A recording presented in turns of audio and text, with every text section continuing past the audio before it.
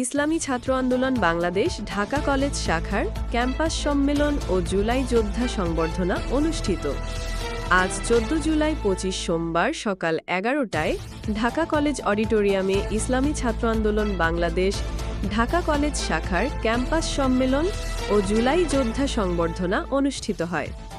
এতে প্রধান অতিথি হিসেবে উপস্থিত ছিলেন ইসলামী আন্দোলন বাংলাদেশের মুখপত্র সিনিয়র যুগ্ম মহাসচিব মাওলানা গাজী আতাউর রহমান। বিশেষ অতিথি হিসেবে ছিলেন ঢাকা বিশ্ববিদ্যালয় MIS বিভাগের সহকারী অধ্যাপক মোহাম্মদ আরিফুল ইসলাম অপু। প্রধান বক্তা হিসেবে উপস্থিত ছিলেন ইসলামী ছাত্র আন্দোলন বাংলাদেশের কেন্দ্রীয় সভাপতি মুনতাসির আহমদ। বিশেষ বক্তা হিসেবে ছিলেন ইসলামী ছাত্র আন্দোলন বাংলাদেশের ক্যাম্পাস উইংয়ের যুগ্ম আহ্বায়ক আল আমিন মোহাম্মদ বাবুল ও কেন্দ্রীয় জাতীয় বিশ্ববিদ্যালয় সম্পাদক উবায়দুল্লাহ মাহমুদ।